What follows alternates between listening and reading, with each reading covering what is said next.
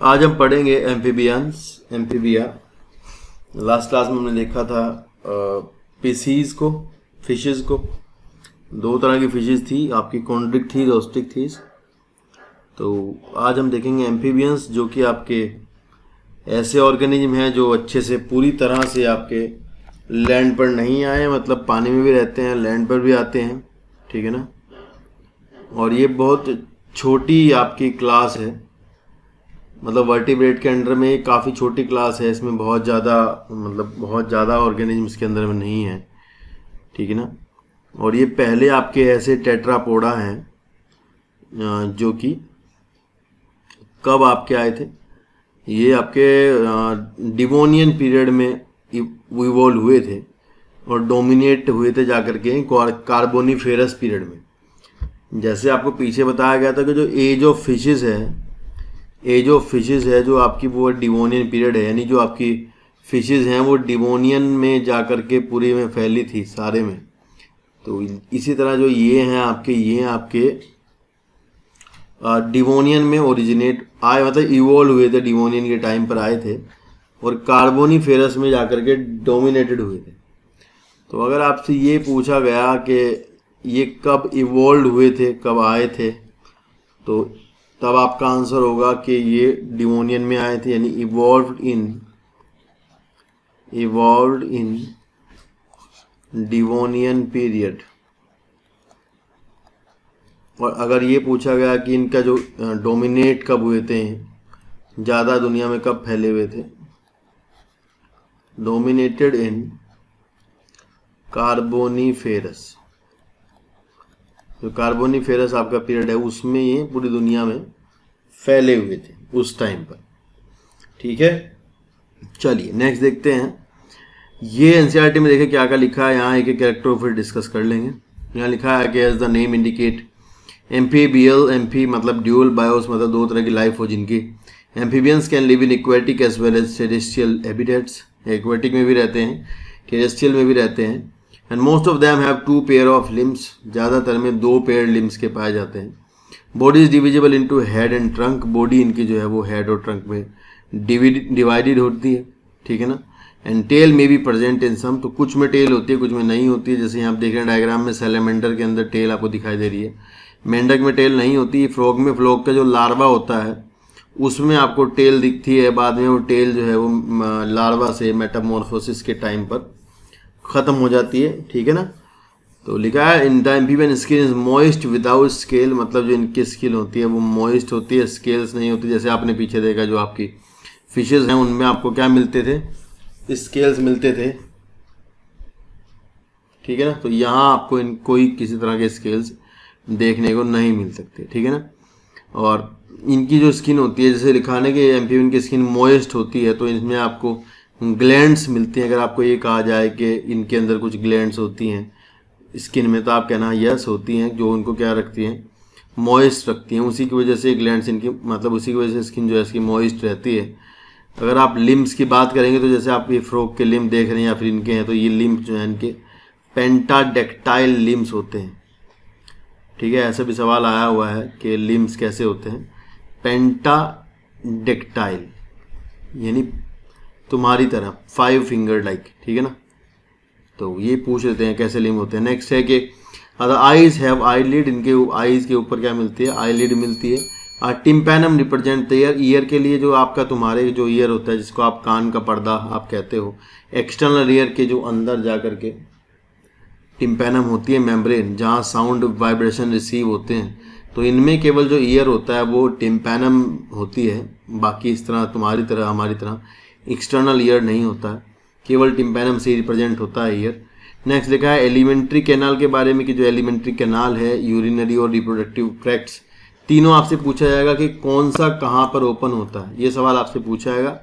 तो आपको ध्यान रखना है alimentary canal, urinary and reproductive tract, ये तीनों के तीनों आपके कॉमन चैम्बर में खुलते हैं, जिसको हम कहते हैं क्लोएका। तो हमने बताया था क्लोएका जो है वो फिशीज में कॉन्ड्रिक थी जो आपकी थी उनमें वो प्रेजेंट था, ऑस्टिक थी, जो बोनी फिशेज होती है उनमें वो एब्सेंट होता है। यहाँ फिर से आप ध्यान देना, क्लोएका यहाँ पर प्रेजेंट होता है, जिस चैम्बर में एलिमेंट्री कैनाल, यूरिनरी और रिप्रोडक्टिव ट्रैप तीनों जो है एक ही चैम्बर में ओपन होती है। हार्ट के बारे में इन्होंने यहाँ लिखा है, रेस्पिरेशन के बारे में लिखा है कि रेस्पिरेशन जो है गिल्स, लंग्स और स्किन से कर सकते हैं। इट डिपेंड्स, वो पानी में जो रहता है, अगर मान लो ज़मीन पर जब आते हैं, टेरेस्ट्रियल जब होते हैं तो ये लंग्स का यूज़ कर देते हैं, और ये गिल्स का और कुछ स्किन का यूज़ भी करते होते हैं। मतलब क्यूटेनियस भी होता है इनमें, और गिल्स का यूज भी होता है, और लंग्स का यूज भी होता है। ठीक है, तो the heart is 3 chamber, heart इनका 3 चैम्बर का रहता है। ऐसा हार्ट 3 चैम्बर्ड हार्ट आपको पता है, इसमें वेंट्रिकल 1 होता है, ओरिकल 2 होते हैं।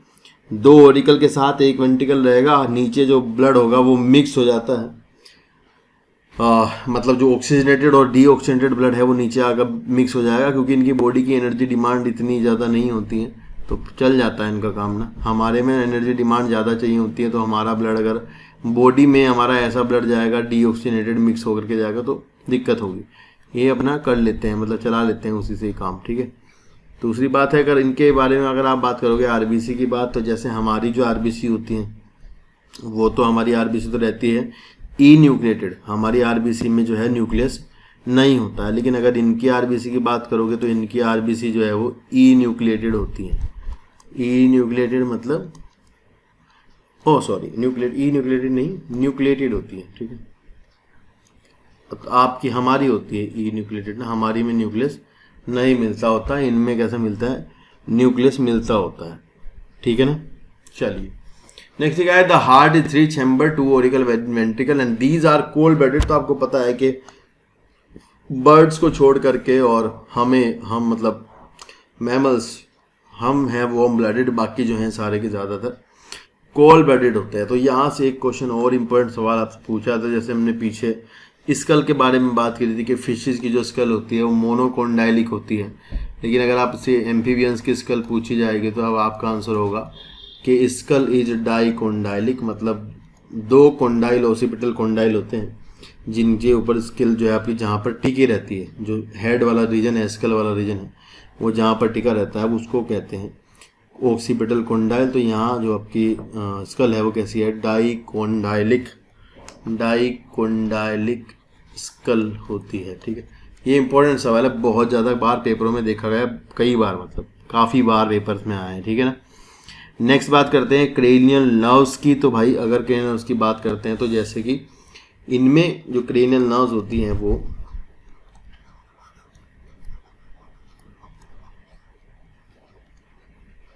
जैसे हमारा में, तो हमारे अंदर जो क्रेनियल नर्व्स होती हैं वो 12 पेयर क्रेनियल नर्व्स मिलती होती हैं। तो यहाँ अगर आप देखोगे तो आपको जो क्रेनियल नर्व्स मिलेंगी वो 10 पेयर ऑफ क्रेनियल नर्व मिलेंगी। ठीक है, तो यहाँ हम लिख देते हैं 10 पेयर्स ऑफ क्रेनियल नर्व। ठीक है, ये भी एक इम्पोर्टेंट सवाल है, काफ़ी ज़्यादा एग्जाम में एक्स्ट्रा सवाल में यही आते हैं, जो बाहर सवाल आते हैं वो यही पूछे जाते हैं। ठीक है ना, चलिए नेक्स्ट बात करते हैं इनके एक्सक्रीशन की। इन्होंने लिखा है कि यहाँ कुछ नहीं लिखा है, शायद एक्सक्रीशन के बारे में तो लिखा नहीं है, लिखा है सेक्स सेपरेट, फर्टिलाइजेशन एक्सटर्नल है और ओविपेरस होते हैं, डेवलपमेंट इंडायरेक्ट है, मतलब लार्वा मिलता है। तो लार्वा, जैसे अगर आप फ्रॉग के लार्वा की बात करते हैं तो फ्रॉग का लार्वा क्या कहलाता है, टेडपोल कहलाता है। एक्सक्रीशन के बारे में इन्होंने कोई बात नहीं करी है, ना किडनी के बारे में बात करी। तो किडनी अगर पूछी गई इनकी तो आप बताना कि किडनी इनकी जो है वो मीजोनेफ्रिक किडनी होती है। और ये एक्सक्रीशन में, अगर एक्सक्रीशन की बात करते हैं तो ये यूरियोटेलिक होते हैं, यूरियोटेलिक। तो वो इसलिए कि मतलब यूरिया निकालते हैं, और जबकि अगर मान लो पानी में हो तो फिर अमोनोटेलिज्म भी करते हैं। ठीक है ना, चलिए नेक्स्ट देखते हैं। नेक्स्ट ये जो सैलामेंडर है, जैसे यहाँ लिखा है ना कि दे आर ओवीपेरस, मतलब एग देते हैं, अंडे देते हैं। पर ये जो आपका सैलामेंडर है ये वीवीपेरस होता है। इसके पास ही लिख देते हैं यही कि सैलामेंडर कैसा है, वीवीपेरस। बाकी जो है एग लेइंग है, बाकी के जो हैं एग देते हैं। ये सैलामेंडर जो है आपका ये क्या दिखाता है, वीवीपेरस शो करता है। वीवीपेरी मतलब बच्चे को जन्म देना कहते हैं वीवीपेरस को ना। नेक्स्ट जो बताया गया है कि कुछ एग्जांपल दिए गए हैं, bufo, toad, rana frog, hyla tree frog, salamander, ichthyophis, limbless. तो आपसे पेपर में ये सवाल आपका बना हुआ है, पहले भी आया हुआ है कि इक्थियोफिस या फिर पूछते हैं कि लिम्बलेस एम्फीबियन का नाम बताइए।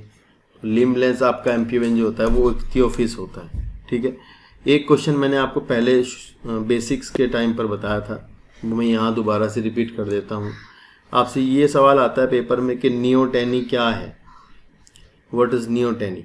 ठीक है ना, या फिर ऐसा सवाल आता है कि नियोटेनी जो है वो कहाँ देखने को मिलती है।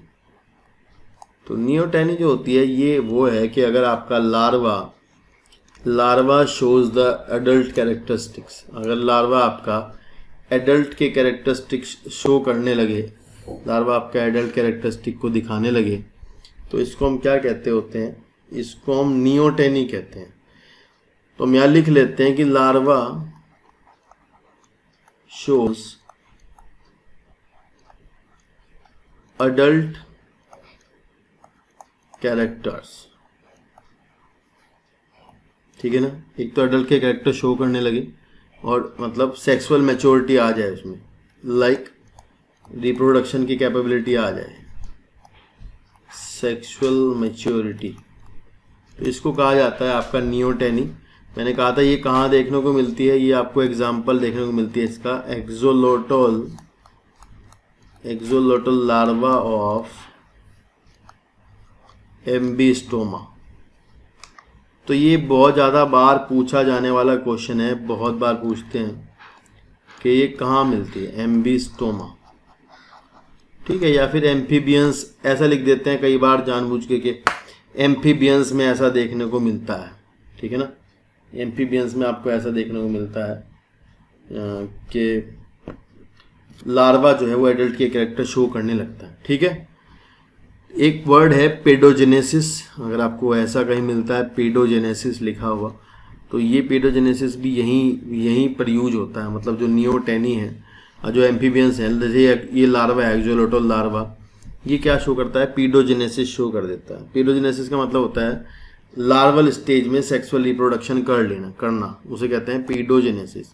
या फिर आप समझ लो कि लार्वा का पार्थिनोजेनेसिस करना, वो क्या है, पेडोजेनेसिस कहलाता है। तो यहाँ आप लिख सकते हैं एक लाइन में कि सेक्सुअल रिप्रोडक्शन ड्यूरिंग या फिर इन लार्वल स्टेज में सेक्सुअल रिप्रोडक्शन करना क्या कहलाता है, पेडोजेनेसिस। तो ये पेडोजेनेसिस भी आपको एक्सोलोटल लार्वा ऑफ एम्बिस्टोमा में देखने को मिलता होता है। ठीक है ना, चलिए नेक्स्ट देखते हैं। अच्छा, ये आपको मैं बता देता हूँ कि जहाँ लिखा है ना रेस्पिरेशन के, respiration is by the lungs और स्किन, तो हमने पीछे आपको ये बताया है कि स्किन का जो रेस्पिरेशन होता है, जो स्किन से होता है, उसको क्यूटेनियस कहते हैं। मतलब एक वर्ड अगर आपसे ये इस तरह का वर्ड यूज कर लिया गया ना कहीं कि क्यूटेनियस रेस्पिरेशन होता है किसमें, तो आप ध्यान रखना जहाँ पर स्किन का यूज किया जाता है, मॉइस्ट स्किन का यूज किया जाता है रेस्पिरेशन में, तो रेस्पिरेशन लिख देते हैं, रेस्पिरेशन बाय स्किन, तो वो क्या कहलाता है आपका क्यूटेनियस रेस्पिरेशन कहलाता है। ठीक है ना, चलिए नेक्स्ट देखते हैं। आरबीसी की बात हमने कर ली है, आरबीसी कैसी है, न्यूक्लिएटेड है। ठीक है, ये भी बात। और क्या नाम, वैसे तो हमारी, अच्छा सॉरी, हाँ हमारी बताया नहीं मैंने, हमारी आरबीसी जो है वो बाइकॉनकेव होती है, जबकि इनकी आरबीसी जो है वो बाइकॉन्वेक्स होती है, मतलब बाहर की तरफ को उभरी हुई। हमारी आरबीसी दोनों तरफ से दबी हुई होती है, इनकी आरबीसी जो है वो दोनों तरफ से उभरी हुई होती है, निकली हुई होती है बाहर की तरफ में। एक खास बात है, आप जानेंगे जाकर के बाद में, कि दो पोर्टल सिस्टम्स होते हैं। एक तो रीनल पोर्टल सिस्टम होता है, एक होता है आपका क्या बोलते हैं उसको, हिपैटिक पोर्टल सिस्टम। तो हिपैटिक पोर्टल सिस्टम तो हमारे में भी प्रेजेंट होता है, हमारे में भी, जब आपको डाइजेशन पढ़ाऊंगा तब मैं आपको बताऊंगा कि हिपैटिक पोर्टल सिस्टम क्या है। तो यहाँ आपको ध्यान रखना है कि यहाँ renal portal system, renal kidney के लिए पोर्टल सिस्टम है एक, ये ब्लड वेस्कुलर सिस्टम में भी आपको बताऊंगा मैं, renal portal system and hepatic portal system present होता है। तो आपसे सवाल ऑप्शन में रहता है कई बार कि दोनों जो हैं दोनों प्रेजेंट रहते हैं। किस में दोनों प्रेजेंट होते हैं? तो हमारे में जो हिपैटिक पोर्टल सिस्टम प्रेजेंट रहता है, यहाँ जो है वो रीनल पोर्टल सिस्टम और हिपैटिक पोर्टल सिस्टम दोनों प्रेजेंट रहते हैं, ठीक है ना। किडनी के बारे में मैंने बात कर ली, किडनी की मेसोनेफ्रिक एक्सक्रीशन में आपको बता दिया कि ये यूरियोटेलिक होते हैं, लेकिन अगर जो एम्फीबियंस होते हैं जो कि पानी वाले रहते हैं, या फिर इनके लार्वा जैसे सेलेमेंडर है, ये आपका क्या है, ये अमोनोटेलिक है, ये अमोनिया निकालता है, ठीक है। और जो एम्फीबियंस का जो मतलब फ्रॉग का जो लार्वा होगा, जो टेडपोल है, ये टेडपोल भी कैसा है, अमोनोटेलिक है। लेकिन अगर फ्रॉग की बात करोगे तो फ्रॉग आपका कैसा है, यूरियोटेलिक है। तो एक्वेटिक जो मेंबर्स होते हैं इनके, वो ज़्यादा जो टेल्ड मेंबर्स होते हैं, टेल वाले, ये अमोनोटेलिक होते हैं, और जो लार्वल स्टेजेस होते हैं दे आर अमोनोटेलिक। बाकी जो होते हैं वो कैसे होते हैं, यूरियोटेलिक होते हैं। क्रेनियल नर्व्स 10 पेयर होते हैं, बहुत अच्छे से ध्यान रखना है ये सब बातें आप एक एक करके। चलिए नेक्स्ट देखते हैं, नेक्स्ट क्या है। नेक्स्ट हैं आपके रेप्टाइल्स, रेप्टीलिया, ठीक है। तो ये वो आपके उसमें इसमें वो आते हैं जो आपके crawling mode of locomotion show करते हैं, यानी कि जो creeping mode of locomotion show करते हैं, ठीक है। तो मतलब क्रीप करके चलते हैं, रेंग करके चलते हैं, वो आपके रेप्टाइल्स होते हैं। रेप्टम जो वर्ड होता है उसका मतलब यही होता है क्रीप करना, क्रॉल करना, ठीक है। और यहाँ से वो पहला सवाल जो मैं हमेशा ही बताता हूँ इनमें आने के बाद, इनसे जो आपको पूछा जाएगा कि इनकी एज क्या थी, मतलब जब ये पूरा फैले हुए थे तो वो एज क्या थी आपकी, तो वो एज इनकी थी मीजोजोइक एरा, यानी गोल्डन एज ऑफ रेप्टाइल पूछी जाती है। ये सवाल आपसे इन्हीं के ही पूछे जाते हैं, इसलिए इन्हीं के बताए जा रहे हैं, बाकी पीछे नहीं पूछते ऐसे सवाल ना। तो गोल्डन एज ऑफ रेप्टाइल जो है वो आपकी है मीजोजोइक एरा, यानी मीजोजोइक एरा में काफ़ी ज़्यादा ये थे, पूरा इनका ही राज था। चलिए नेक्स्ट क्वेश्चन आपसे यहाँ से पूछा जाता है पेपर में कि भाई ये बताइए कि स्टडी ऑफ रेप्टाइल्स को क्या कहते हैं। स्टडी ऑफ रेप्टाइल्स को क्या कहा जाता है, क्योंकि इसका कोई पढ़ने में, देखो ये नाम पढ़ोगे ना, हर्पेटोलॉजी, हर्पेटोलॉजी, तो इसका कोई लिंक नहीं बनता, मतलब बच्चा जो है इसको तुक्का नहीं मार सकता। स्टडी ऑफ रेप्टाइल में कुछ कुछ लिखा रहता है वहाँ पे, तो ये हर्पेटोलॉजी जो नहीं पता होता तो बिल्कुल लगाया ही नहीं जाता पेपर में ना, इसलिए जानबूझ के सवाल आता है। बाकी के नाम पढ़ने से आ जाता है, लेकिन इसका नाम पढ़ने के बाद भी समझ नहीं आता कि इसकी बात हो रही होती है, ठीक है। इसी तरह यहाँ लेजार्ड्स हैं, स्टडी ऑफ लेजार्ड्स भी पूछा जाता है यहाँ से। स्टडी ऑफ लिजार्ड्स का नाम होता है सोरोलॉजी, सोरोलॉजी, ठीक है ना। ऐसे ही स्नेक्स के लिए वर्ड होता है ओफिडोलॉजी या सर्पेंटोलॉजी, तो ये समझ में आ जाता है बच्चों के ना, सर्पेंटोलॉजी ही होगा या फिर ओफिडोलॉजी होगा, क्योंकि स्नेक्स जो है उसके लिए हम ओफियो शब्द यूज करते हैं, बहुत ज़्यादा बार यूज हुआ होता है। तो ये यहाँ लिख देते हैं, चलो स्नेक्स का भी, स्टडी ऑफ स्नेक्स, इसको कहते हैं ओफिडोलॉजी या फिर कहते हैं सर्पेंटोलॉजी। तो ये सवाल इससे आ जाते हैं, इसको ध्यान रखना। शुरू करते हैं अपना यहीं से, जैसे आपकी बुक ने बताया, इसको फिर अपने अपने कैरेक्टर बताते हैं क्या क्या है। यहाँ लिखा है the class name refer to the their creeping and crawling mode of locomotion, मतलब इनका जो रेंगने वाला मोड है, क्रीपिंग क्रॉलिंग मोड, उसके नाम पर इनका नाम रखा गया है रेप्टीलिया। रेप्टम जो शब्द है इसका मतलब होता है क्रीप करना, क्रॉल करना। They are mostly terrestrial animal and their body is covered by dry and cornified skin, ठीक है ना। एंड एपिडर्मल स्केल्स और स्क्यूट्स, इनके ऊपर क्या पाए जाते हैं, स्केल्स मिलते हैं। They do not have external ear opening, तो भाई इनमें भी जैसे कि कान की बात करते हैं सुनने की, तो इनके पास भी सुनने के लिए केवल वही होता है, जैसे कि हम पीछे बता रहे थे कि इनके पास भी केवल टिम्पैनम ही होती है, जिसको आप कान का पर्दा बोलते हो, उसी से ये सुनते हैं, ठीक है। नेक्स्ट बात करते हैं, नेक्स्ट लिखा है limbs when present are of 2 pair, मतलब जब लिम्स होते हैं, जिनमें जैसे स्नेक्स में तो नहीं होते हैं, लेकिन जहाँ होते हैं वो 2 पेयर होते हैं, क्योंकि आपको पता है टेट्रापोडा के अंदर में ये हैं, तो टेट्रापोडा में 2 ही पेयर लिम्ब होंगे ही, ये तो बिल्कुल फिक्स बात है, ठीक है। अगर होते हैं भी तो वो फिर वैसे ही पेंटाडेक्टाइल, जैसे हमने पीछे बात करी थी, क्योंकि यहाँ देखो आपको फोटो में दिखाई दे रहे होंगे 5, इसके 5 पैर से हैं छोटे छोटे से ना, तो इससे आपको ये पेंटाडेक्टाइल वाला क्वेश्चन बना देते हैं यहाँ से, कि दे हैव पेंटाडेक्टाइल लिम्ब। अब बच्चा ये बोलेगा मैंने तो नहीं गिने, मतलब बच्चा कहेगा मुझे क्या पता कि पेंटाडेक्टाइल लिम्स हैं या नहीं है, तो मैंने गिने थोड़े ही होते हैं। तो फिर तो ये इस तरह से क्रिएट करते हैं क्वेश्चंस को ना, तो ध्यान रखना दे हैव 5 डिजिट्स, 5 डिजिट इनमें इनके जो लिम्स होते हैं उनमें 5 डिजिट होती हैं। नेक्स्ट अगर बात करते हैं इनकी, तो लिखा है इन्होंने कि हार्ट इज यूजुअली 3 चैम्बर्ड। देखो हार्ट जो है इनका 3 चैम्बर होता है, 3.5 चैम्बर इनको मान लेते हैं, मतलब 3 या 3.5 बोलते हैं, तो यहाँ तो 3 ही है तो ठीक है। बाद में जाकर के ये जो है एलिगेटर्स और क्रोकोडाइल में 4 चैम्बर का हो जाता है। इन्होंने यहाँ लिखा है कि 4 चैम्बर्ड इन क्रोकोडाइल, तो मैं इसके नीचे छोटा सा लिख देता हूँ एलिगेटर, अगर कभी पढ़ने में आए तो ये पढ़ लेना। एलिगेटर भी है, क्रोकोडाइल एंड एलिगेटर दोनों में आपको यहाँ 4 चैम्बर हार्ट देखने को मिलता है। बाकी जो है 3 चैम्बर का हार्ट होता है। 3 चैम्बर में वही 2 ओरिकल और 1 वेंट्रिकल होता है। नीचे वेंट्रिकल में एक सेप्टम बन रहा होता है, धीरे धीरे सेप्टम जो है वो पूरा हो जाता है। आरबीसी की अगर इसके बात करते हैं तो भाई यहाँ पर जो आरबीसी है वो इनकी वैसी होती है, मतलब क्या बोलते हैं उसको, न्यूक्लिएटेड होती है और ओवल होती है। ठीक है, ध्यान से सुनना है बात। आरबीसी कैसी होती है यही लिख देते हैं, यहाँ पे लाइन से लिख रहे हैं। तो आरबीसी की इनकी बात करोगे तो इनकी आरबीसी ओवल है, पीछे मैंने कहा था बाई कॉन्वेक्स है। यहाँ कैसी है, ओवल है, और कैसी है, न्यूक्लिएटेड है।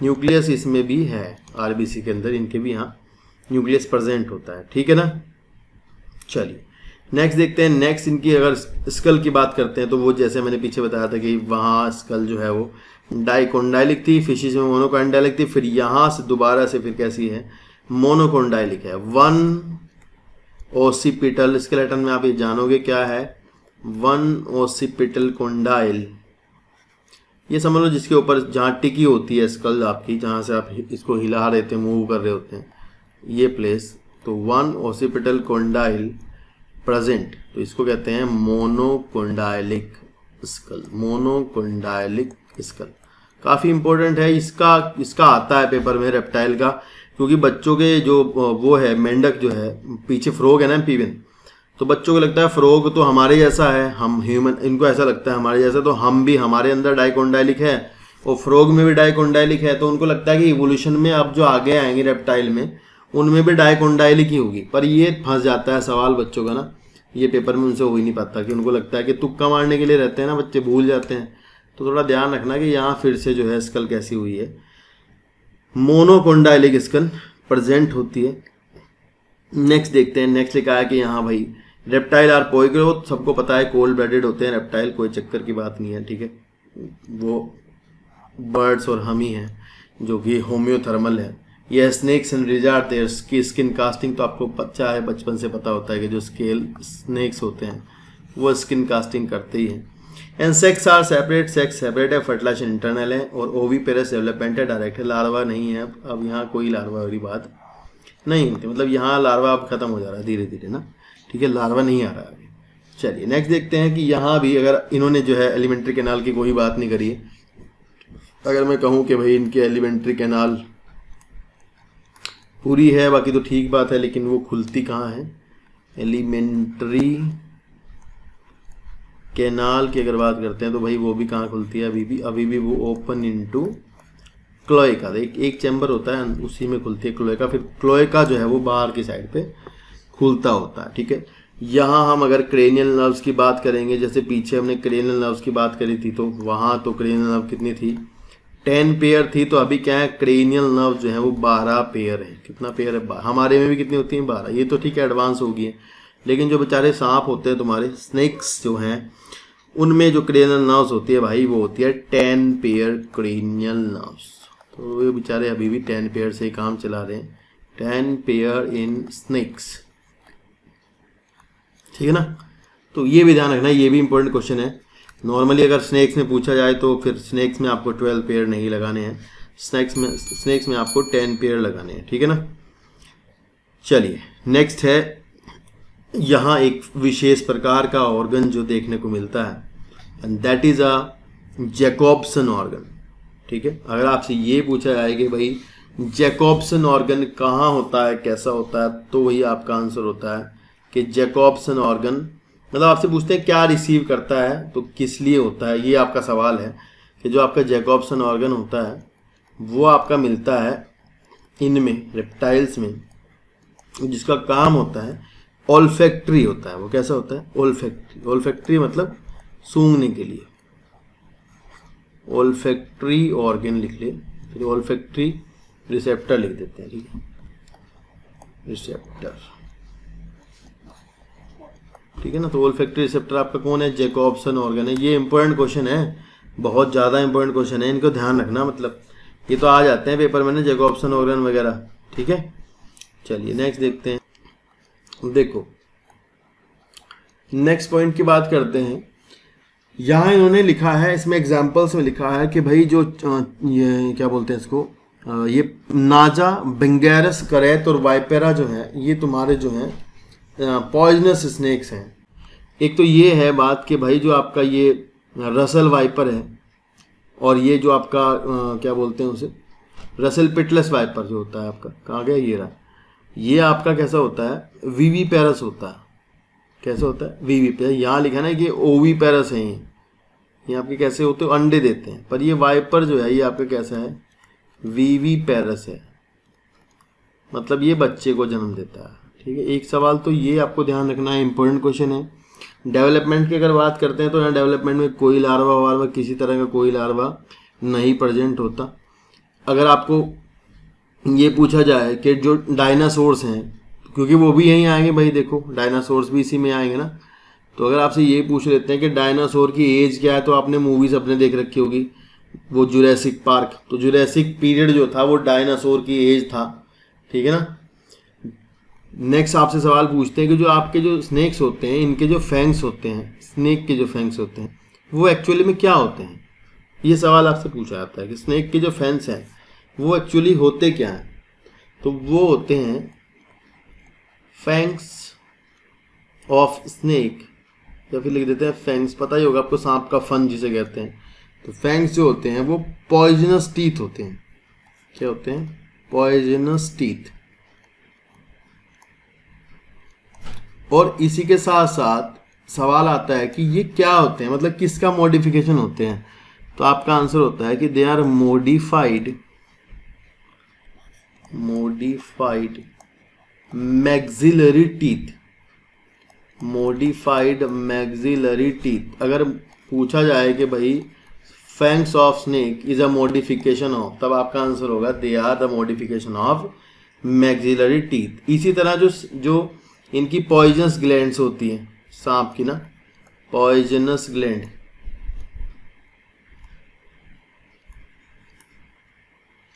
वो पॉइजनस ग्लैंड किसका मॉडिफिकेशन होती है ये पूछते हैं।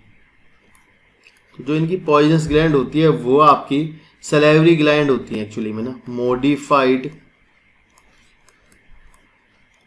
Salivary gland.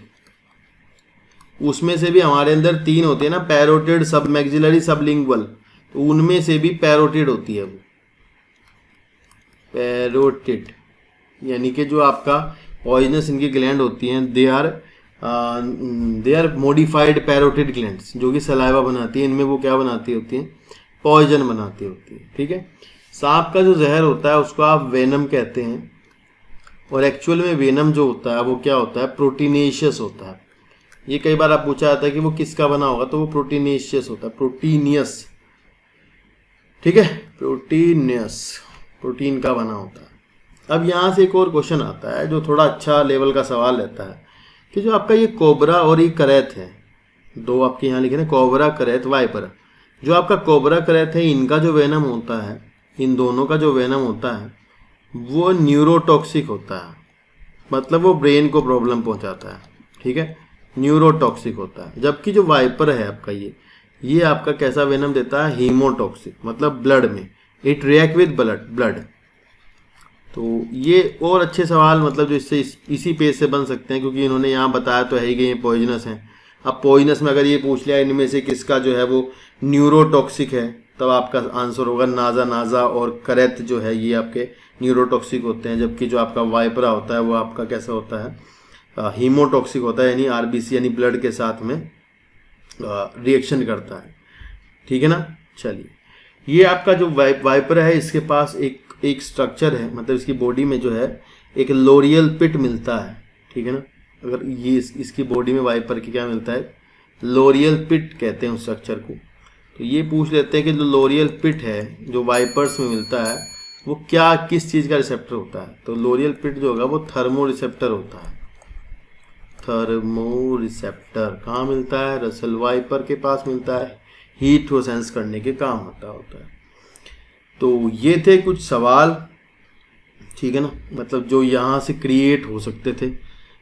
इससे ज़्यादा आपका जो मेडिकल है वो उसमें से कुछ क्रिएट नहीं करेगा, ठीक है। बाहर से जो क्रिएट कर सकता है वो यही क्रिएट कर सकता है, ठीक है ना। तो इतने ज़्यादा भी बहुत हैं अगर आप इसे अच्छे से कर पाते हैं।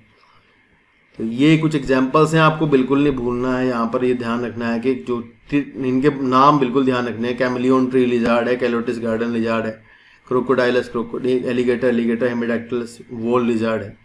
तो ये थोड़ा ध्यान रखना है क्योंकि यार ये आ जाते हैं पेपर में नाम, और नाम बच्चों के बिल्कुल भी याद नहीं रहते हैं, ठीक है। तो बायोलॉजिकल ये दोनों में तो बहुत ही रहता है कन्फ्यूजन, कैलोटिस में और कैमलियन में। ट्री लिजार्ड और गार्डन लिजार्ड दोनों को आपको ध्यान से याद रखना होगा, ठीक है। डिवीजन इनमें आपकी बुक में लिखा हुआ है कि यहीं तक का करना है, मतलब up to the class level लिखा है इनका जो डिवीजन है वो आपका up to the class level लिखा गया है। इसके आगे का डिवीजन इनका नहीं पढ़ाया जाता, ना पेपर में आता, ना कुछ ऐसा पूछा जाता है बहुत ज़्यादा। चलिए नेक्स्ट देखते हैं। नेक्स्ट क्लास है एव्स यानी कि बर्ड्स। तो भाई बर्ड्स में थोड़ा सा इन्होंने दिया है, थोड़ा थोड़ा और हम जान लेते हैं। एक बात मैं आपको और रेप्टाइल्स की बता देता हूँ, थ्योरी का सवाल है वो एक ये पूछा जाता है कि रेप्टाइल्स का जो है वो लैंड पर रहने के लिए अडेप्टेड थे अच्छे से, मतलब रेप्टाइल आपके लैंड पर रह सकते थे क्योंकि जो आप एम्फीबियंस थे वो आपके लैंड पर नहीं रह सकते थे, इसलिए वो पानी में भी जाते थे।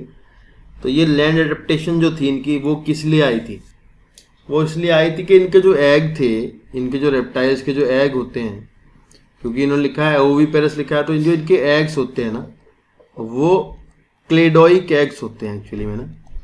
क्लेडोइक एग का मतलब होता है कि शेल्ड एग्स, जिनके ऊपर कैल्शियम कार्बोनेट की शेल चढ़ी होती है ना, दे आर क्लेडोइक एग। तो अगर आपसे ये कहा गया, ये थ्योरी का सवाल है कि भाई क्लेडोइक एग्स मतलब ये ज़मीन पर रहने लायक क्यों हुए थे, क्योंकि इनमें कैसे एग होते हैं, क्लेडोइक एग्स होते हैं जिनकी कवरिंग जो थी वो शेल्ड थी कैल्शियम कार्बोनेट की, ठीक है, जिससे कि वो डेसिकेट ना हो पाए, यानी कि जब उनका जो एग है वो ज़मीन पर रहे तो वो सूख ना जाए, ड्राई ना हो जाए। तो इसलिए इनके ऊपर जो थिक कवरिंग कैल्शियम कार्बोनेट की पाई जाती है, ये इनका एक तरह का एडेप्टेशन है लैंड पर आने के लिए, ठीक है। वरना जो मेंढक वगैरह जो पिछले एम्फीबियंस थे वो इसीलिए लैंड एडेप्टेड नहीं हो पाए पूरी तरह से, क्योंकि उनके जो एग थे वो इनके क्लेडोइक एग्स नहीं होते थे, ठीक है। चलिए नेक्स्ट देखते हैं। नेक्स्ट है आपका एव्स। भाई एव्स में आपके आते हैं बर्ड्स। तो यहाँ से नीचे का सारा जो होगा बर्ड्स का होगा। तो सबसे पहली बात तो आप जान लीजिए कि जो आपके बर्ड्स होते हैं उनकी स्टडी को क्या कहा जाता है, ऑर्निथोलॉजी कहा जाता है। स्टडी ऑफ बर्ड आपकी क्या है, ornithology. Study of bird ornithology. तो यहाँ जो है बहुत ज़्यादा तो कैरेक्टर्स नहीं हैं बर्ड्स के लेवल पे आकर के, और ज़्यादा कैरेक्टर वगैरह इनसे पूछे भी नहीं जाते हैं क्योंकि ये तो हायर ऑर्गेनिज्म है, लोअर वाले के सवाल ज़्यादा आते हैं, ठीक है। एक आपने सवाल सुना होगा कि जो फ्लाई मैन है, सॉरी वो बर्ड मैन है, उनके एक चैप्टर भी था बर्ड मैन का, ये भी सवाल आ जाता था कभी कभी कि बर्ड मैन कौन है। सलीम अली हैं बर्ड मैन ना, सलीम अली, ठीक है, बर्ड मैन ऑफ इंडिया इनको कहते हैं, सलीम अली, ठीक है ना। चलिए नेक्स्ट है कि जो ये थे आपके क्या बोलते हैं उनको, बर्ड्स थे, इनको ये कहा गया था कि दे आर ग्लोरीफाइड रेप्टाइल्स, कि बर्ड्स आर ग्लोरीफाइड रेप्टाइल्स, मतलब बर्ड्स जो हैं वो खूबसूरत रेप्टाइल्स हैं, उनमें ग्लोरी थोड़ी ग्लोरी आ गई, उसके बाद वो रेप्टाइल्स से बर्ड हो गए, ठीक है। तो बर्ड्स को ग्लोरीफाइड रेप्टाइल्स किसने कहा था, हक्सले ने कहा था। ये पूछ लेते हैं कई बार कि किस साइंटिस्ट ने बर्ड्स को ग्लोरीफाइड रेप्टाइल्स कहा, हक्सले ने कहा था, ठीक है। इंपॉर्टेंट जो बात यहाँ आई है वो ये है कि भाई ये आपके कैसे हैं, वार्म ब्लडेड हुए हैं, ठीक है। जबकि जो दूसरे हैं, जो पहले अभी पढ़ रहे थे आप अब तक के, वो सारे के सारे आपके कैसे थे, कोल्ड ब्लडेड थे, यानी कि वो पोइकिलोथर्मल थे। ये आपके कैसे हुए, होम्योथर्मल हुए, यानी होम्योथर्मल यानी एंडोथर्मिक, ठीक है, जो कि अपने बॉडी टेम्परेचर को रिमेन ऑलमोस्ट कांस्टेंट उसको रखते हैं, ठीक है ना। उनका बॉडी टेम्परेचर तो हमसे तो थोड़ा, हमारा तो रहता है 98 नॉर्मल रहता है, इनका बॉडी टेम्परेचर रहता है 102 फ़ारेनहाइट, इनका रहता है 102 डिग्री फ़ारेनहाइट तक इनका नॉर्मल टेम्परेचर जो इनका वो है, वो क्या है 102, ठीक है। तो यहाँ लिखा है ना, they are warm blooded homoiothermous animal, तो यहीं लिख देते हैं इनका टेम्परेचर 102 डिग्री फ़ारेनहाइट, ठीक है। या फिर ये एंडोथर्मिक होते हैं, मतलब दे कैन मेंटेन और they can regulate their temperature, ठीक है। चलिए, जैसे कनेक्टिंग लिंक की बात करें तो यहाँ से बच्चों का एक अच्छा सवाल है कि रेप्टाइल्स और बर्ड के बीच में कौन कनेक्टिंग लिंक होता है। तो ये सबको पता भी होता है, सबको पता होता है। मेरा एक एग्जाम था, मुझे पता था, पर वहाँ सवाल ये पूछ लिया गया था कि वो जो कनेक्टिंग लिंक है, जो आर्कियोप्टेरिक्स है, आर्कियोप्टेरिक्स, ठीक है ना, आर्कियोप्टेरिक्स। तो आर्कियोप्टेरिक्स क्या है, is a connecting link between reptiles and connecting link between reptiles and bird, reptile and bird के बीच में कनेक्टिंग लिंक है। अब वहाँ मेरे पेपर में एक सवाल ये आ गया था कि रेप्टाइल और बर्ड के बीच में कनेक्टिंग लिंक आर्कियोप्टेरिक्स जो है, ये तो उन्होंने ही बता दिया था कि कनेक्टिंग लिंक है। ये किसने बताया था, किसने इनको ढूंढा था? तो ये सवाल थोड़ा फंस गया था यार, मेरे से हुआ नहीं था उस टाइम पे, तो ठीक है ना। अब तुम याद रखना कि डिस्कवर्ड बाई वैगनर, क्योंकि देखो सवाल जो है इधर उधर के पेपरों में से आते हैं, तो क्या पता छुप इधर उधर से डाल दे कहीं से। वैगनर का पूरा नाम मेरे को याद नहीं है, पर वैगनर ही होगा ऑप्शन में अगर हुआ तो, ठीक है, देख लेना आप लोग कभी आया तो ये आया था, ठीक है ना। देखो कितना बेकार सा सवाल है, फिर भी पूछा जाता है क्योंकि ये थोड़ा विशेष है। लगभग 1860-65 पता नहीं 1860 के लगभग इसको ढूंढा गया था, ठीक है। और ये जो है काफ़ी बड़े थे, बर्ड्स जैसे थे, पर थे रेप्टाइल जैसे, ठीक है। बर्ड्स आपकी जो, जैसे पीछे हम बात कर रहे थे कि कब कौन इवॉल्व हुआ, तो बर्ड्स जो है वो आपकी जुरासिक पीरियड में इवॉल्व हुई, और उसके बाद जो है बाद में ये आई, मतलब जब जुरासिक पीरियड में जब पूरा वो फैले हुए थे सारी जगह, क्या बोलते हैं उनको, डायनासोर्स, तो तब इनका इवोल्यूशन हुआ था, यानी बर्ड्स इवॉल्व्ड इन जुरासिक पीरियड, ठीक है ना। तो उसी के बाद, इसीलिए तो आर्कियोप्टेरिस जो है वो बड़े बड़े से होते हैं। अगर फोटो देखोगे आप उनकी, तो वो बर्ड रेप्टाइल लाइक दिखते हैं, डायनासोर की जैसी शक्ल होती है उनकी, और होते हैं वो birds because of the wings like, ठीक है ना। चलिए नेक्स्ट है, यहाँ लिखा हुआ है, एक बार इसका देख लेते हैं बुक में क्या क्या लिखा हुआ है। यहाँ लिखा है कि the characteristic feature of aves are the presence of feathers. तो फेदर्स मतलब होना, यही बर्ड है। And most of them can fly except flightless bird. तो भाई जो फ्लाइटलेस बर्ड होती है ये ओस्ट्रिच, ये बेचारी जो है उड़ नहीं सकती है, ठीक है। दे पॉजेस बीक, इनमें क्या होती है, बीक होती है। द फोल्डिंग, आगे वाले जो फोल्डिंग होते हैं वो इनके विंग्स में कन्वर्ट हो जाते हैं। And the hind limbs generally have scales, ध्यान से पढ़ो, hind limbs generally have scales are modified for walking, swimming और क्लैस्पिंग, पकड़ने के लिए।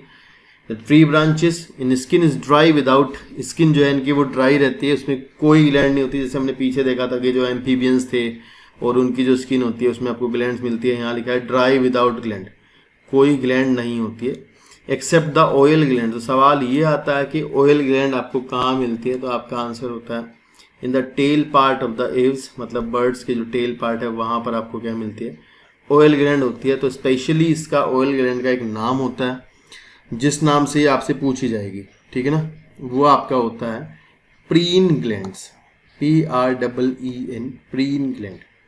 तो यहाँ लिख देते हैं प्रीन ग्लैंड, इसी को कहते हैं प्रीन ग्लैंड।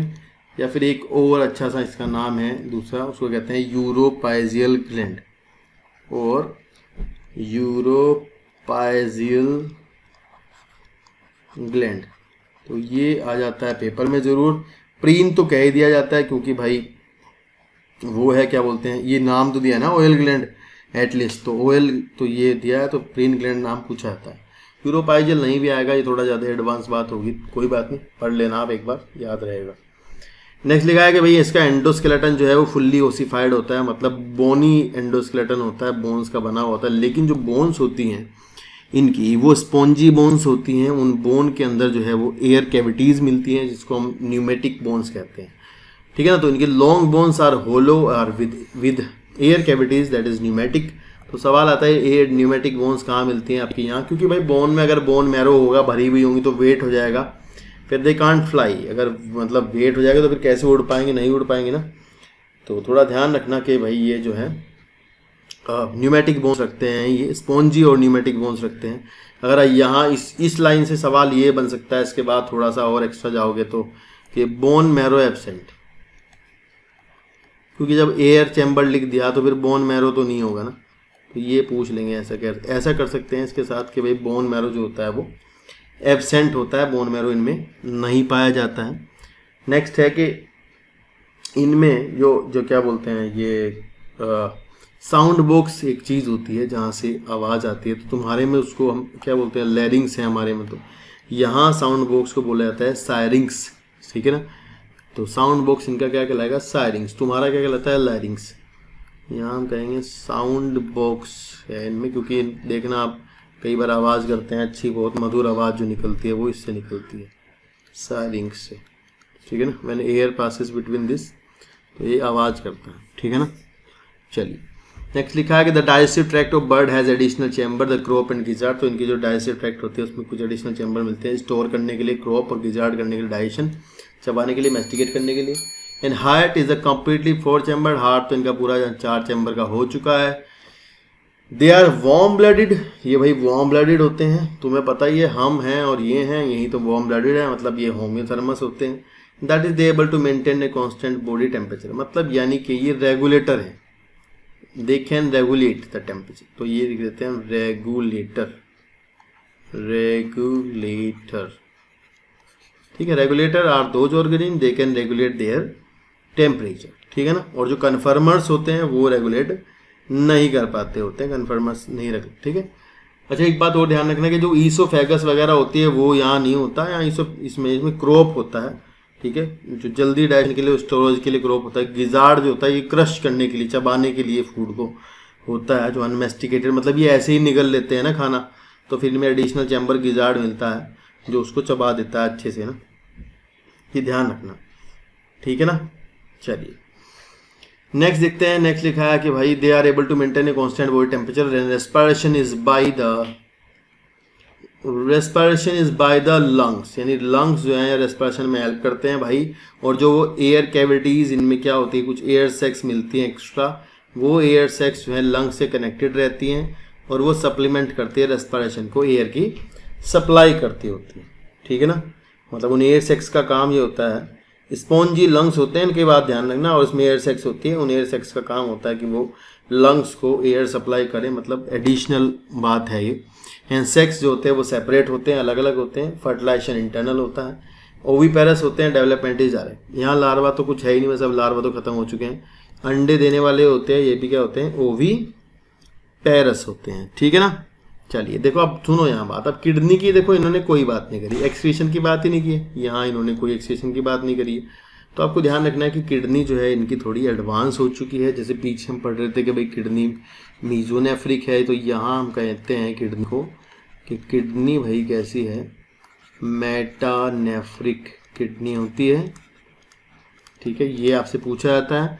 और ख़ास बात होती है कि इनके अंदर आपको यूरिनरी ब्लैडर नहीं मिलता है, क्योंकि आपको लग रहा होगा तो यूरिनरी ब्लैडर भाई अगर मान लो होगा तो तुम्हें पता है कि वो भर जाएगा, फिर वेट हो जाएगा, वेट इनको बिल्कुल नहीं करना, यूरिनरी ब्लैडर एब्सेंट है। अब आप सोचो कि जो आपकी ऑस्ट्रिच है उसको तो उड़ना नहीं होता, तो उसके अंदर यूरिनरी ब्लैडर होगा, क्योंकि उसको क्या ही फ़र्क पड़ता है उससे, ठीक है। तो एब्सेंट होता है, फिर मैं लिख देता हूँ प्रेजेंट इन ऑस्ट्रिच, ठीक है। ऑस्ट्रिच के अंदर यूरिनरी ब्लैडर प्रेजेंट होता है, क्योंकि उसको तो फ़र्क ही नहीं पड़ेगा। एक्सक्रीशन के लिए बात करें तो ये एक्सक्रीटरी जिनका होता है ये यूरिकोटैलिक होते हैं, यूरिकोटैलिक मतलब ये यूरिक एसिड एक्सक्रीट आउट करते हैं, ठीक है ना, क्योंकि जो तुम्हें पता है पानी जो कम पीते हैं वो यूरिक एसिड एक्सक्रीट आउट करते हैं, मतलब बहुत कम पीते हैं तो यूरिक एसिड बनाते हैं। तो ये बेचारे ज़्यादा पानी तो पी नहीं सकते हैं, ज़्यादा पानी पियेंगे तो वही चक्कर है इनके साथ में उड़ने वाला, ठीक है। चलिए नेक्स्ट बात करते हैं इनकी इसकी क्या बोलते हैं सेक्स, इसकी फीमेल की। इनकी फीमेल में एक खास बात होती है कि जो लेफ्ट ओवरी होती है वो मिलती है, राइट ओवरी नहीं मिलती है। तो ध्यान रखना, only left ovary and oviduct is present, only left ovary and oviduct present. ये स्पेशल कैरेक्टर्स हैं इसके जो कि आपसे पूछे जा सकते हैं, ठीक है। अच्छा, एक मैं आपको ऐसी एक बात बता रहा हूँ कि जिनके अंदर जो एक क्रॉप मिल्क करके मिलता है, क्रॉप मिल्क जो होता है वो दोनों सेक्स बनाते हैं, ठीक है, ठीक है ना, मतलब बोथ सेक्स, मेल भी और फीमेल भी, वो पिजन मिल्क बनाते हैं। तो थोड़ा ध्यान से, कई बार पूछते हैं कि पिजन मिल्क जो होता है वो कहाँ बनता है, तो वो क्रॉप जो एडिशनल चैम्बर है इनके अंदर क्रॉप में फॉर्म्ड होता है, पर वो दोनों में ही होता है, मतलब यंग वंस को फीडिंग करने के लिए होता है, और वो मेल और फीमेल दोनों ही फीड कर सकते हैं, ठीक है। ये बस जस्ट फॉर द नॉलेज आप याद रखना कि क्रॉप मिल्क इनमें बनता होता है। चलिए नेक्स्ट एक और बात आपको मैं इम्पोर्टेंट बता देता हूँ कि इनकी आरबीसी के बारे में, यहाँ हार्ट के बारे में तो बात हुई, आरबीसी के बारे में कोई बात नहीं हुई। आरबीसी जो होती है इनकी वैसी होती है, मतलब कि न्यूक्लिएटेड होती है। जैसे आपको पता है, पीछे से हम पढ़ते आ रहे हैं कि आरबीसी कैसी है, हमने पीछे पढ़ा था न्यूक्लिएटेड आरबीसी होती है। यहाँ आप कैसे पढ़ रहे हो, यहाँ भी आप न्यूक्लिएटेड आरबीसी पढ़ रहे हो। जब हमारे अंदर जाओगे वहाँ जाकर के आपकी आरबीसी कैसी हो जाएगी, ई न्यूक्लिएटेड हो जाएगी। तो थोड़ा ध्यान रखना, कंफ्यूज नहीं होना। ई न्यूक्लिएटेड मतलब मैमल्स में आकर के है, मैमल्स में भी कुछ एक्सेप्शन है जहाँ न्यूक्लिएटेड है, शायद कैमल जो है, कैमल में न्यूक्लिएटेड होती है, लेकिन यहाँ बर्ड्स में आरबीसी आपकी कैसी रहती है, न्यूक्लिएटेड रहती है, पीछे भी न्यूक्लिएटेड थी, ठीक है ना। चलिए यहाँ जैसे हमने पोर्टल सिस्टम की बात करी थी, तो पोर्टल सिस्टम में बर्ड्स के अंदर हिपैटिक, देखो आपको पता लगेगा आगे जाकर के डाइजेशन में बताऊंगा मैं आपको कि हमारे अंदर हिपैटिक पोर्टल सिस्टम रहता है, यहाँ बर्ड्स के अंदर भी हिपैटिक ही बचता है, रीनल पोर्टल सिस्टम काम नहीं करता। तो हिपैटिक पोर्टल सिस्टम प्रेजेंट, ठीक है, रीनल पोर्टल सिस्टम नहीं होता, रीनल लिख देते हैं एब्सेंट, रीनल पोर्टल सिस्टम होता है एब्सेंट, रीनल पोर्टल सिस्टम इनमें प्रेजेंट नहीं होता है। स्कल की बात शायद नहीं करी हमने यहाँ पर, स्कल इनकी कैसी होती है, मोनोकोंडाइलिक होती है। आप स्कल कैसी होती है, डाइकोंडाइलिक। यहाँ कैसी है, स्कल है मोनोकोंडाइलिक। तो आप देखो पीछे आपने पढ़ा रेप्टाइल्स में, ओ सॉरी पीछे आपने वहाँ पढ़ा था, क्या बोलते हैं, मेंढक में पढ़ा था ना, वहाँ कैसी थी, मोनोकोंडाइलिक, फिर कैसी हुई डाइकोंडाइलिक, फिर कैसी हुई मोनोकोंडाइलिक, ठीक है ना। चलिए ये ध्यान रखना, स्कल कैसी है, मोनोकोंडाइलिक स्कल होती है, मतलब यहाँ एक ही ओसिपिटल कोंडाइल होती है। नेक्स्ट है आपकी ये एग्जाम्पल्स जो इन्होंने दिए हुए हैं। एग्जाम्पल्स में लिखा है corvus crow, columba pigeon, psittacula parrot, struthio ostrich, मतलब इनका, जिनका कम से कम इनका तो नाम याद ही रखना, ये सिटैकुला, ये इस एग्जाम्पल जब पूछते हैं तो ये वाले नाम देते हैं, कॉमन नेम नहीं देते हैं, ठीक है। पेंगुइन को एप्टेनोडाइट्स कहते हैं, नियोफ्रॉन जो है वो वल्चर को कहते हैं। ज़रूर इनको आप याद कर लेना, मतलब ये तो पूछे ही जाते हैं, ठीक है। मतलब ये क्वेश्चन जब बनाएंगे तो ऑप्शन में जो एग्जाम्पल देंगे वो ये बायोलॉजिकल नेम देंगे, ना कि सिंपल नेम दें आपको, सिंपल नेम नहीं देंगे, बायोलॉजिकल वाले नेम आपको पूछे जाते हैं, ठीक है ना। चलिए तो ये भाई था आपका बर्ड्स के बारे में, ठीक है। और ज़्यादा कोई सवाल क्रिएट नहीं हो सकते, होते भी हैं, मतलब आपसे तो नहीं पूछे जाते। एक वर्ड एक मेरे याद आ रहा है, एक वर्ड उसको कहते हैं, फेदर्स के लिए होता है, टेरोलाइसिस होता है उसका नाम, टेरियोलाइसिस, टेरिलोसिस, सॉरी टेरिलोसिस। तो टेरिलोसिस जो होता है वो अरेंजमेंट ऑफ फेदर के लिए एक वर्ड यूज़ करते हैं, फेदर का जो अरेंजमेंट होता है ना, या डिस्ट्रीब्यूशन ऑफ फेदर जो होता है उसको कहते हैं। यहाँ लिख देते हैं इसके ऊपर ही पैरट के, डिस्ट्रीब्यूशन ऑफ फेदर्स, ठीक है ना। ऐसे देखो बहुत सारे सवाल जो हैं वो बनते चले जाएंगे। जैसे कि ऑस्ट्रिच जो है ये कहाँ मिलती है, ये अफ्रीका में मिलती है। जैसे कि जो कीवी आपने सुना होगा, कीवी आपकी न्यूजीलैंड की नेशनल बर्ड है। पेंगुइन जो है वो कहाँ मिलती है, अंटार्कटिक रीजन में मिलती है। तो अब ये सवाल इस तरह के तो पूछे नहीं जाते। एक आपने 12th क्लास में आप जाकर के पढ़ोगे कि ब्रूड पैरासिटिज्म एक चीज़ होती है। ब्रूड पैरासिटिज्म वो भी बर्ड्स का ही सवाल है। वहाँ 12th में बताया गया कि इसमें जो वो होती है कोयल जो होती है वो, ये बताया नहीं है 12th में भी, लेकिन बस वो मैं बता रहा हूँ कि कोयल अपने अंडे क्रो के नेस्ट में रख देती है। इसको कहते हैं ब्रूड पैरासिटिज्म। कोयल लेस एग्स। वहाँ 12th में भी कंफ्यूजन बना रहता है इसका कि कौन किसके में रखता है, तो ये थोड़ा ध्यान रखना। To the next of, sorry next नहीं, नेस्ट ऑफ क्रो, ठीक है। तो ये उसको हैचिंग कर देता है। ये वो वहाँ पढ़ाया गया है 12th में ना, ये नहीं बताया गया कि अंडे कौन रखता है, कौवा रखता है कोयल में या कोयल कौवे में रखती है। तो ध्यान रखना, कोयल जो है वो अपने अंडे कौवे के घोंसले में रख देती है। वहाँ जा करके वो क्रो को समझ में नहीं आता कि किसके एग्स हैं और वो उनकी हैचिंग कर देता है, ठीक है ना। ऐसा ये यूज कर लेती है आराम से बेचारे का उसका। ये पहले से ही ऐसे यूज करती आई हैं, इनकी आदत है। गट्स, इनकी भी जो गट होती है वो क्लोएका में खुलती है, ये ध्यान रखना भाई। गट इनकी भी गट जो है वो क्लोएका में खुलती है। अच्छा यहाँ हमने सॉरी यहाँ क्रेनियल नर्व की बात हुई नहीं यहाँ पे। क्रेनियल नर्व जो है वो अब 12 पेयर ही हो चुकी है, ठीक है ना। अब तो पूरी तरह कैसे है 12 पेयर है, हमारे में जाकर भी 12 पेयर ही रहेगी, ठीक है ना। आंखें जो होती हैं इनकी अलग ही लेवल की होती हैं, मतलब टेलीस्कोपिक आइज होती हैं, ठीक है। विजन जो होता है वो उनका मोनोक्यूलर होता है, ठीक है, बाइनोक्यूलर नहीं होता। एक अलग अलग इनकी आंखें देखना, दोनों साइड पे अलग अलग रहती है ना, तो मोनोक्यूलर होता है। हमारा तो बाइनोक्यूलर होता है, मतलब हम दोनों आंखों से एक पॉइंट पर देखते होते हैं, ठीक है। तो इतना था आपके बर्ड्स के बारे में, यहाँ तक आप करिएगा। फिर नेक्स्ट जो क्लास है उसमें हम मैमेलिया को थोड़ा बहुत बचा है जो उसको डिस्कस करेंगे। तो भैया आज के लिए इतना ही, धन्यवाद बहुत बहुत। आज की वीडियो में दोस्तों इतना ही। आगे की वीडियो देखने के लिए चैनल को सब्सक्राइब कर दीजिएगा और ये घंटी वाला बटन दबा दीजिएगा ताकि आपको नोटिफिकेशन मिलते रहें। Thank you so much.